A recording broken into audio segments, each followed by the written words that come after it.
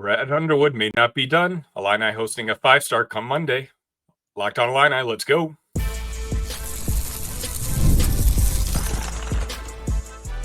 You are Locked on Illini, your daily podcast on the Illinois Fighting Illini. Part of the Locked On Podcast Network, your team every day. Happy Monday from your friends here at Locked on Illini. Thank you again for making Locked on Illini your first listen every single day. We're free and available wherever you get podcasts and on YouTube, part of the Locked On Podcast Network, your team every day. I just want to personally thank you all. We almost doubled our subscriptions, both via audio and YouTube, over the weekend. So thank you so much. Again, all I ask is a simple follow, a subscribe, hit that like button, send it to other friends that you think might be interested in Illini content. We're slowly just trying to build up on this community, and you guys have done a wonderful job so far. This episode here is going to be brought to you by FanDuel. Make every moment more. Right now, new customers get $150 in bonus bets with any winning $5 bet. That's $150 with any winning $5 bet. Visit FanDuel.com/lockedon to get started. Today, we get to talk about 5-star Will Riley out of Canada coming to visit the Illini in Champaign on Monday. It's going to be the first of a series of visits he's going to make. I believe he's visiting Arkansas, Kentucky, and Arizona at some point. And in order to kind of talk about who Will Riley is, I wanted to bring in an expert of the Big Ten, and I couldn't find one, so I found someone a little bit more casual. And so I bring in my good friend, Kent. How are you, Kent? I love that introduction. I'm not an expert. I'm glad you say that to people because I don't want anyone in the comments saying, like, this guy doesn't know what he's talking about. I don't. No, I don't. I just love talking basketball, and I'm glad to be on the show today. Thanks for having me.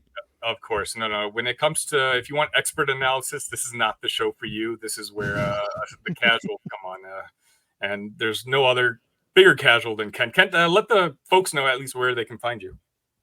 Yeah, I'm on Casual. I'm at Casual Big Ten, I should say. I'm on Twitter, and that's pretty much the only place that I do anything. I just like to tweet stuff about the Big Ten, football, basketball, maybe WNBA if it's a hot topic that night. I'll put something out. I put out a WNBA meme this morning, so just having fun on Twitter. And real quick, too, I just want to say congrats on the show, man. Been loving listening to it, and, proud of you, man. I guess I'll say I'm proud of you. I've known you for a little while now, so thanks for having me on once again, and love the show.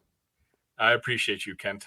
Let's just go ahead and get started. So Will Riley, the number 22 overall recruit in the 2025 class, is going to be basically making his rounds this week and kind of deciding where he wants to play next year. Now, the rumor is that if he decides to reclassify to 2024, which is on the table, Illinois and Arizona might be the front runners here. And I mean, Brad Underwood has 2 scholarships open still. Where Riley's going to fit in, I'm not exactly sure. We have Ty Rogers at small forward. We have Trey White at small forward. And obviously we just signed Yakushonis. I was waiting for you to say that name again. Oh my gosh, these last 3 episodes have been awful. Me trying to get this, but I will get this. Ken, any thoughts on Riley? Yeah, I mean, he is, from what I've watched so far, he is a very impressive frame to watch basketball wise. He's very long, and he is 6'8", so like obviously he's going to look long, but he even looks longer than that when he's playing. Like, he's got really long arms. When he's dribbling, it looks like he likes to go off the dribble more than he likes to play like catch and shoot or anything like that. And the thing that I noticed about him from the film that I did watch, which is not very much, like I said, I'm a casual, he can finish a lot of different ways at the rim. He can get to the rim, first of all, so he's strong enough to do that. But when he gets there, he has enough finesse to finish different ways depending on what the defender is doing to him. So really impressive to watch him, and like I said, just looks extra long on the court when he's playing, even bigger than what his height says that he is. It was really impressive to watch him. Yeah, and he's had a fantastic spring.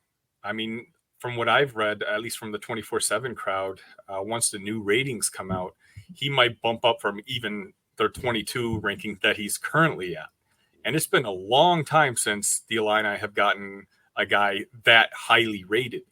And I mean, should he come to us next year? Again, I bring this back up again. We already have Morez Johnson, who we're going to talk about in a little bit on the team. And, we've got essentially 10 guys who all have a role on next year's team. But I think this is what Brad Underwood kind of does. He's an accumulator of talent. And he's like, I will figure the rest out later. Just let me get these 4 stars. Let me get these 5 stars in my locker room. And, I'll figure it out with my assistant coaches at some point. Yeah, and I think the difference between Brad and some other coaches who have attempted to do that, which there are a few in the Big Ten, is that he actually can coach these guys up and he can create a cohesive lineup. He can create a team environment. You see some of like the behind the scenes videos, like the Christmas presents video, for example, and the guys, like, you could tell really like love each other because of what Underwood is doing for the team. But going back to Riley, though, I think that, the rankings at this point, to me, getting better by next year don't really matter. I mean, if you look at the schools that you just listed, he's already got interest from Kentucky, Arkansas, Alabama, Arizona, Illinois. He's thinking about maybe playing in Australia, just being a pro next year. So, like, what does he benefit by playing another year of high school basketball? I just don't really understand to be even higher up the rankings. Does that really help him at all? It seems like he's got interest from top programs already. So, like, let's just get this thing going, right? That's what I was thinking when I saw him.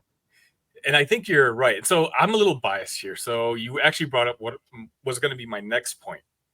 You talk about Kentucky, you talk about Arizona, and now that Calipari is at Arkansas, they're kind of at a higher level.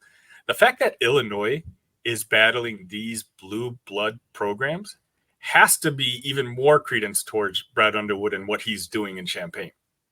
I think it's him, but I also think it's the hire that they made this offseason. It's Orlando Antigua, and I think I pronounced his last name correctly, by the way, but I think that Orlando was recruiting him when he was at Kentucky, if I'm reading things correctly, exactly, and that relationship has maintained. And there was probably a conversation like, hey, I know you're about to go take your visits. Why don't you just come have a conversation? And we'll talk about some of the things that we've already talked about, your goals, what you aspire to be after college. And we can see what that looks like here where I'm at now, because this is going to be a good environment for someone that wants to do that as well. So I think it's really, you could still give Brad Underwood credit because I'm sure he had some say in that hire, but it's really Coach Antigua that should be getting a lot of credit for this even being on the table at this point. No, you're exactly right. There was a lot of controversy when Illinois kind of let former alum Chester Frazier go to West Virginia. But if you're kind of involved with the Illini, you knew that it was because we're hoping to bring Orlando Antigua back, and this is why. With Antigua comes these big names. Like, arguably, there's no better pure recruiter in the country, and he's a big man developer. And so we talked about this on the show before. Once you bring Antigua under your umbrella, you're going to be involved with these 5-star names moving forward. So it's all about bringing them into Champaign and locking it down before they leave. Yeah, and to follow that up too, for him to be able to convince him to even come to Illinois, and I'm talking about Coach Antigua, to get Riley to even come to Illinois, to have a conversation, to have a visit, if he's already convinced him to do that, in my mind, there's no reason why he can't convince him to come play basketball there either this year or next year. So I don't think it's out of the realm of possibility that he will play for Illinois at some point. I think that there's obviously, with the schools that we've already listed, there's some stiff competition with NIL. People are going to throw a lot of money at him. And it just kind of depends on how all that stuff shakes out, how important it is to him, ultimately where he ends up. So it'll be an interesting thing to follow here, even in the next week or the next few weeks, as he even decides if he's coming this year or next year. And then again, like where he decides to end up playing basketball. I feel like if he wants to reclassify to 2024, he's going to have to make that decision soon. Because I think I heard that like one of the videos I was watching on him, it said that he was going to make that decision by mid-June. So you have to, because at some point, like all the new basketball players are, entering campus on summer. The summer workouts have started and whatnot. So you don't want to be left too far behind. But speaking of some of the other freshmen, Kent and I, after this, are going to be talking about who we think might be the best incoming freshmen to the Big Ten Conference next year. When you're hiring for a small business, you want to find quality professionals that are right for the role. That's why you have to check out LinkedIn Jobs. LinkedIn Jobs has the tools to help find the right professionals for your team faster and for free. LinkedIn isn't just a job board. LinkedIn helps you hire professionals you can't find anywhere else, even those who aren't actively searching for a new job, but might be open to the perfect role. In a given month, over 70% of LinkedIn users don't visit other leading job sites. So if you're not looking on LinkedIn, you're looking in the wrong place. On LinkedIn, 86% of small businesses get a qualified candidate within 24 hours. Hire professionals like a professional on LinkedIn. Post your job for free at linkedin.com/lockedoncollege. That's linkedin.com/lockedoncollege to post your job for free. Terms and conditions may apply.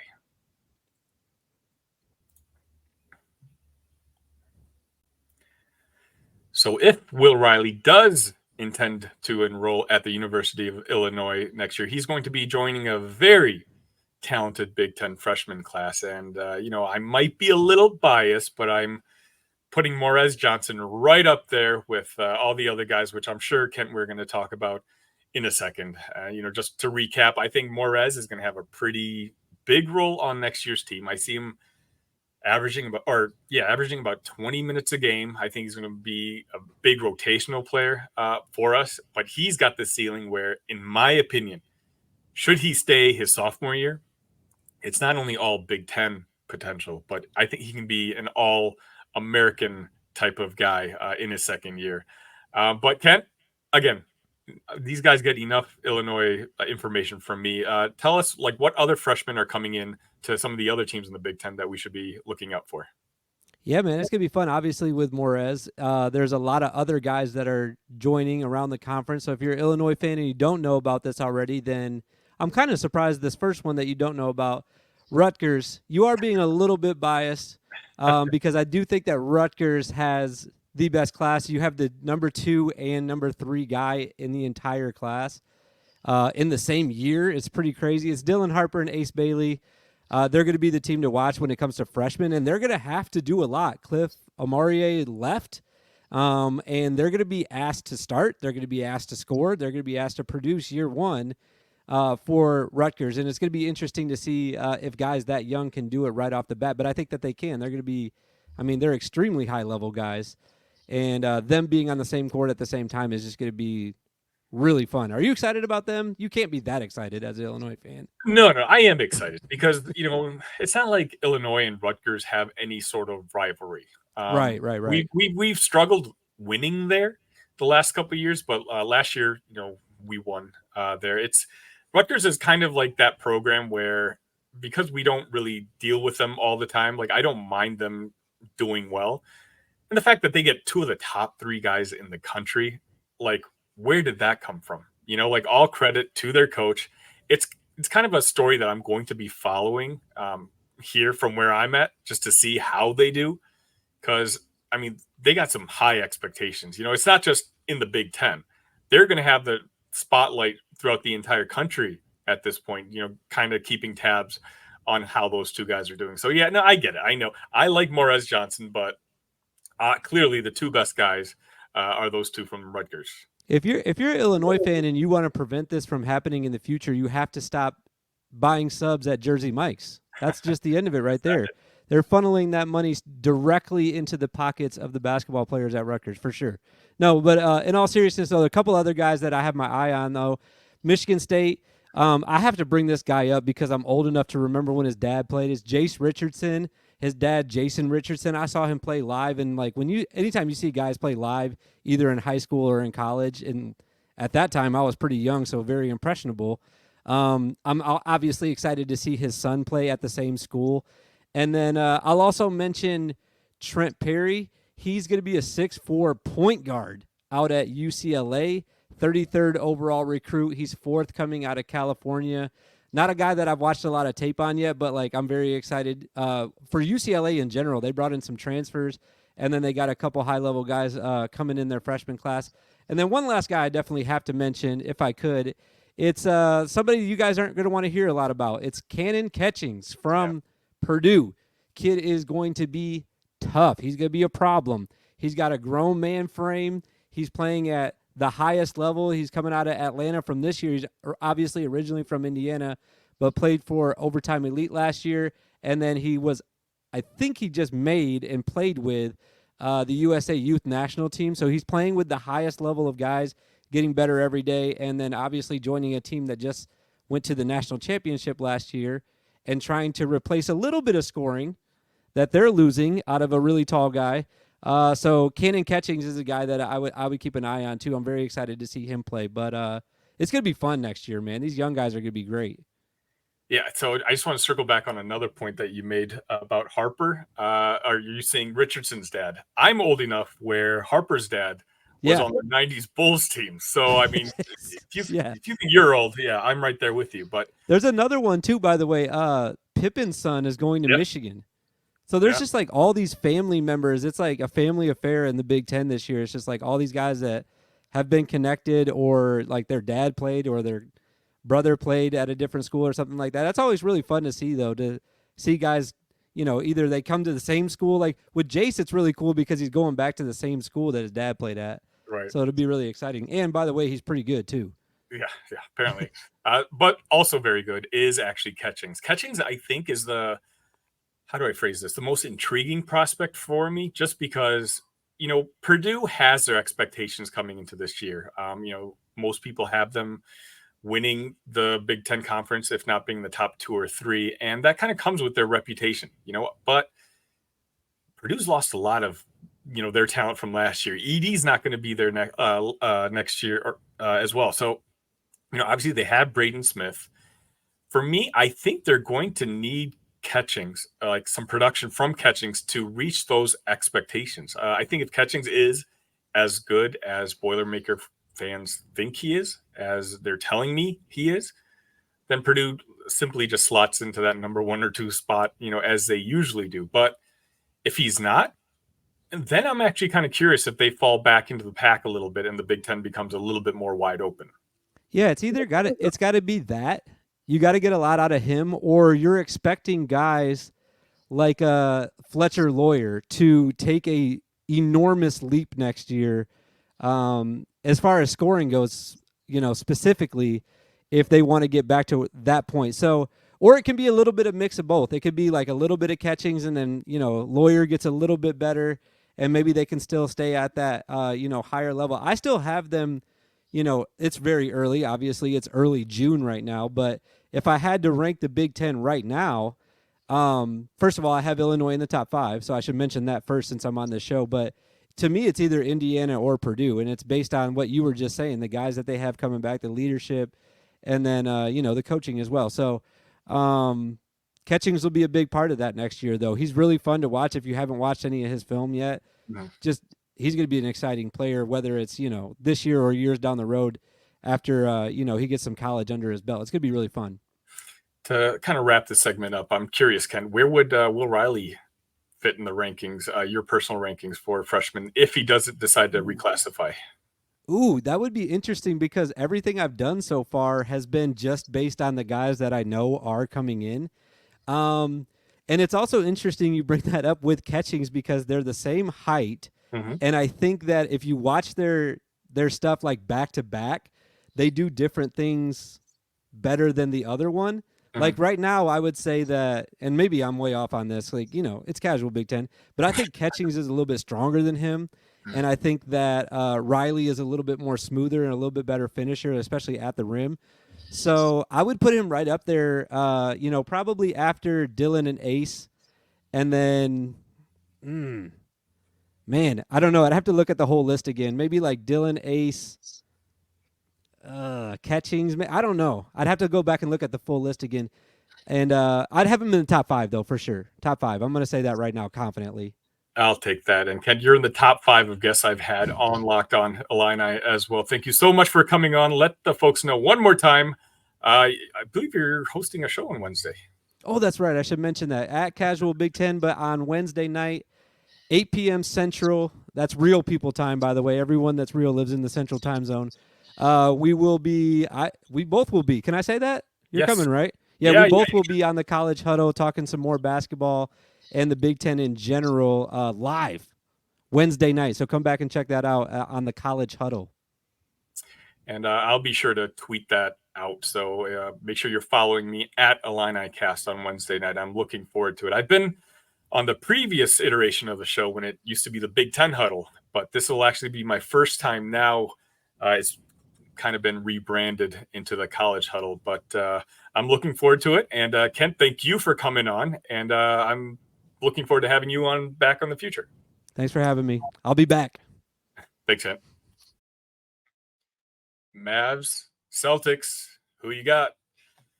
It's a winner take all time in the NBA and NHL, and FanDuel's giving you a shot to bring home a big win of your own. Right now, new customers get $150 in bonus bets with any winning $5 bet. That's $150 to bet on spreads, money lines, player props, and more. Visit FanDuel.com/lockedon and make every playoff shot count. FanDuel, America's #1 sportsbook. Locked On has launched the first ever national sports 24/7 streaming channel on YouTube. And now it's also available on Amazon Fire TV in the free Fire TV channels app. Locked On Sports Today is here for you 24/7, covering the top sports stories of the day with local experts of Locked On, plus our national shows covering every league. Find Locked On Sports Today now available on free Fire TV channels app.